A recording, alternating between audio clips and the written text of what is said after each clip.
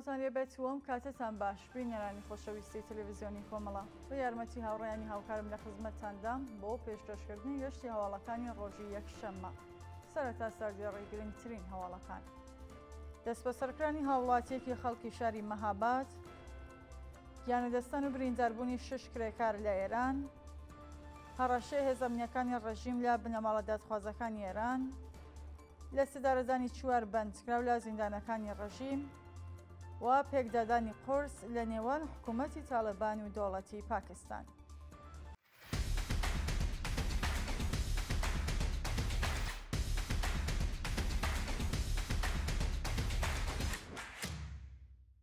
دەست بە سەرکرانی هاوڵاتیەکی خەڵکی شاری مەهاباد.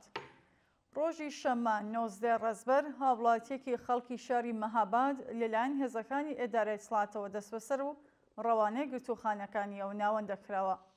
بەپێ راپۆرتەکان ئەو هاوڵاتیە بە ناوی ئەفشین ئیبراهیمی بەیانی ڕۆژی شەممە دەست بەسەر و هێزە ئەمنیەکانی شاری مەهاباد دەست بەسەر هەندێک لە کەلوپەلە شەخسیەکانیدا دەگرن و ناوبراوازات دەکەن. بەڵام کاتی سەردانی ئەفشین لە ئێدارەی دەسەڵات بە مەبەستی وەرگرتنی کەلوپەلەکانی دیسان دەست بەسەر و ڕەوانەی شوێنێکی نادیار دەکرێت. گیانەدەستان و برینداربوونی 6 کرێکار لە ئێران. بەپێ راپۆرتەکان 6 هاوڵاتی خەڵکی شارەکانی دامغان، میانە و هەمەدان بەهۆی نەبوونی منی شوێنی کار تووشی کار ڕووداوی کار بوون و 3 کرێکار گیانیان لەدەستاوە. بەپێ راپۆرتەکان 2 کرێکاری هەڵکەندنی بیری ئاو لە شاری میانە سەر بە پارێزگای ئازەربایجانی ڕۆژهەڵات بەهۆی ژاراوی بوونیان گیانیان لەدەستاوە. هەروەها کرێکارێکی بینیاسازی شاغڵ لە نەخۆشخانەی بێعسەتی هەمەدان بەهۆی کۆچنە خوارەوەی لە بەرزایی بەسەختی بریندار و گیانی لەدەستاوە. هاوکات 3 کرێکاری شرکەتی فرۆسیلیس خەڵکی شاری دامغان بەهۆی بایەخنەدانی بەرپرسانی ئەو شێرکەتە بە ئیمنی شوێنی کاری کرێکاران تووشی ڕووداوی کار بوون و ڕەوانەی نەخۆشخانەکراون. دەست بە سەرکرانی خانشینکراوێکی تامینی اجتماعی خەڵکی شاری ئەهواز. ڕۆژی شەممە 19 ڕەزبەر خانشینکراوێکی ناڕازی تامینی اجتماعی خەڵکی شاری ئەهواز لە پارێزگای خوزستان لەلایەن هێزەمنیەکانی ڕژیمەوە دەست بەسەر و ڕەوانەی گرتوخانەکانی ئەو ناوەندەکراوە.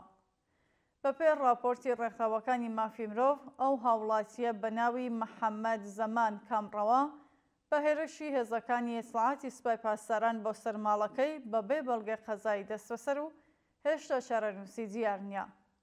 ئەو چالاکوانە ڕێکەوتی 15 ڕەزبەری ئەمساڵ لەلایەن لەقی سێزدەی دادگای انقلابی شاری ئەهواز بە تۆمەتی تەبلیغ دژ بە ڕەژیم و پێکەنانی گروپ بە مەبەستی تێکدانی ئەمنیەتی وڵات بانکێش کرابوو. شانی باسە ناوبراو مانگی جۆزەردانی ئەمساڵ لەلایەن لەقی دووهەمی دادگای انقلابی ئەو شارە بە هەمان تۆمەت حکمی 2 ساڵ زیندانی تەعزیری بەسەردا سەپێنرابوو. هەڕەشەی هێزەمنیەکانی ڕەژیم لە بنەماڵە دادخوازەکانی ئێران.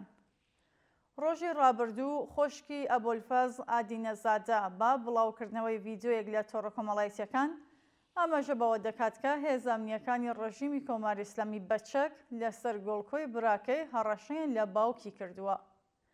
ئەبوولفەزڵ ئادینەزادە لاوی تەمەن 17 ساڵ و خەڵکی شاری مەشهەد ڕێکەوتی 16 ڕەزبەری ساڵی 1401 هەساوی لە ڕەوتی شۆڕشی ژەنجیان ئازادی بە چەقەی هێزە سەرکوتگەرەکانی ڕژیمی کۆماری ئیسلامی گیانی لەدەستا.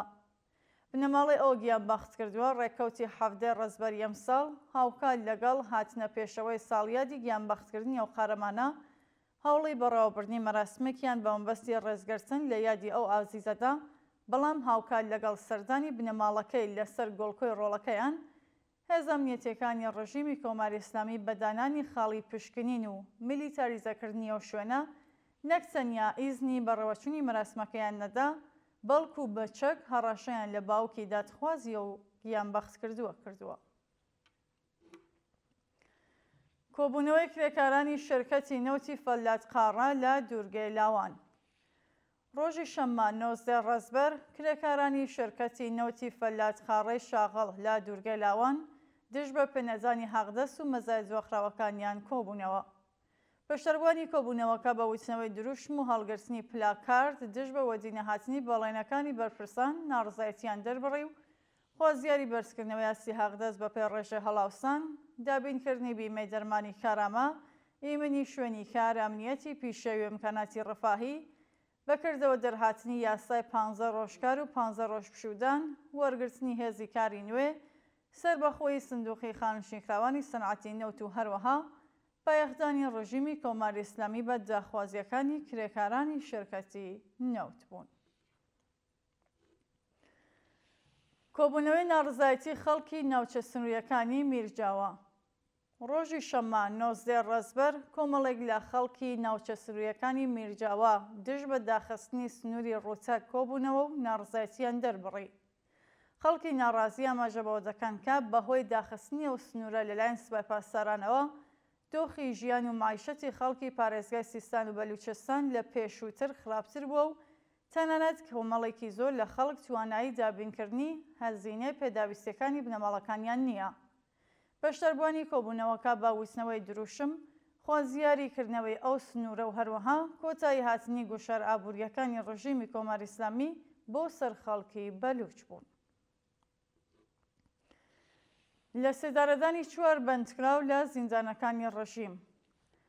لە ڕۆژانی ڕابردوودا 4 بەندکراو بە تۆمەتی کوشتنی بانقەست و پەیوەندیدار بە مادەی هۆشبەر لە زیندانەکانی ئیلام، خوڕەماوە و بوجنورد ئاعدام کراون. بەپێ راپۆرتی ڕێکخراوەکانی مافی مرۆڤ، 2 بەندکراو بەناوەکانی حافز ڕەحمەتی و هۆمایۆن سەفەری بە تۆمەتی کوشتنی بانقەست لە زیندانەکانی خوڕەماوە و ئیلام لە سەدارەدراون. هەروەها 2 بەندکراوی دیکە کە ناسناوی یەکێکیان بریتیە لە ئێبراهیم عەزیزی بە تۆمەتی پەیوەندیدار بە مادە هۆشبەرەکان لە زیندانی بوجنورد ئاعدام کراون. کۆبوونەوەی ئێرانیانی ئازادیخواز لە شارەکانی ستۆکۆڵم و کۆپێنهاگ. ڕۆژی ڕابردوو کۆمەڵێک لە ئێرانیانی ئازادیخواز لە شارەکانی ستۆکۆڵمی سوید و کۆپێنهاگی دانمارک هاوکار لەگەڵ ڕۆژی جیهانی خەبات دژ بە سزای سێدارە کۆبوونەوە. بەشداربوانی کۆبوونەوەکە بە وتنەوەی دروشم دژ بە دەسەڵاتی ڕژیمی کۆماری ئیسلامی، هەڵگرتنی پلاکاردی نابۆ سێدارە و هەروەها بەرزکردنەوەی وێنێ بەندکراوانی لە سێدارەدرا و هەروەها زیندانیانی مەحکوم بە ئیعدام دژ بە دەسەڵاتی گەندەڵی کۆماری ئیسلامی ناڕزایەتیان دەربڕی و خوازیاری هەڵوەشانەوەی حوکمی سێدارەی هەموو بەندکراوان و ئازادی دەستبەجێ هەموو بەندکراوانی سیاسی و عەقیدەتی بوون. پێکدادانی قورس لە نێوان حکوومەتی تاڵیبان و دەوڵەتی پاکستان. بە وتەی ناوەندی ڕاگەیاندنی هێزەکانی سەر بە حکوومەتی تاڵیبان لە چەند شوێنی ناوچە سنووریەکانی نێوان پاکستان و ئەفغانستان، هێزەکانی پاکستان کراونەتە ئامانج. بەپێی دوایین هەواڵەکان لە ڕۆژانی ڕابردوودا چەند شاری ئەفغانستان لەلایەن هێزە ئاسمانیەکانی پاکستانەوە بە مەبەستی کوشتنی ڕێبەرانی تاڵیبانی پاکستان کراونەتە ئامانج. حکوومەتی تاڵیبان شەوی ڕابردوو بە مەبەستی تۆڵەکردنەوەی هێرشەکانی دەوڵەتی پاکستان شەڕێکی لە هەموو ناوچە سنووریەکان لەگەڵ پاکستان ڕاگەیاند و چەند خاڵێکی سەربازی هێزەکانی پاکستانی کردووەتە ئامانج. بەپێی ئەو وێنانێ بەدەستمان گەیشتوون، ئەرتەشی پاکستان لە وەڵامی هێرشەکانی تاڵیباندا چەند ناوچەیەکی بەچڕی بۆرزومان کردووە. شانی باسە هێشتا لەلایەن ئەو دوو لایەنەوە سەبارەت بە کوژراوان و بریندارانی ئەو پێکدادانە ڕوونکردنەوەیەک بڵاو نەکراوەتەوە. دووە هەواڵ گیانەدەستانی 3 دیپلۆماتی قەتەر بەهۆی ڕوودانی ڕووداوی هاتوچۆ لە مسر. بەپێی راپۆرتەکان 3 دیپلۆماتی وڵاتی قەتەر و لە بەشداربوانی کۆبوونەوەی ئاشتی غەزە بەهۆی ڕوودانی ڕووداوی هاتوچۆ گیانیان لەدەستەوە. بەپێی ڕاگەیاندنی ناوەندە هەواڵنێریەکانی مسر، ئەو دیپلۆماتانە کاتی ڕۆیشتنیان لە قاهرەوە بۆ ناوەندی کۆبوونەوەکانی شەرەمەل-شێخ لە نزیکی ئەو شوێنە ئۆتۆمۆبیلەکەیان تووشی ڕووداو بووە و دەستبەجێ هەر 3 کەسەکەیان گیانیان لەدەستاوە. شانی باسە وڵاتی قەتەر یەکێک لە ئەندامانی سەرەکی پێکهێنانی ڕێکەوتنامەی ئاگربەست لە غەزە و هەروەها کۆبوونەوەکانی ئاشتی غەزەیەکە لە مانگەکانی ڕابردوودا لەلایەن ئیسرائیلەوە چەند شوێنێک لە ئەو وڵاتە بە مەبەستی کوشتنی سەرکردەکانی حەماس کرایە ئامانج. بینەرانی خۆشەویست، هەواڵەکانتان پێشکەشکرا، هەر شاد و ئاسوودەبن.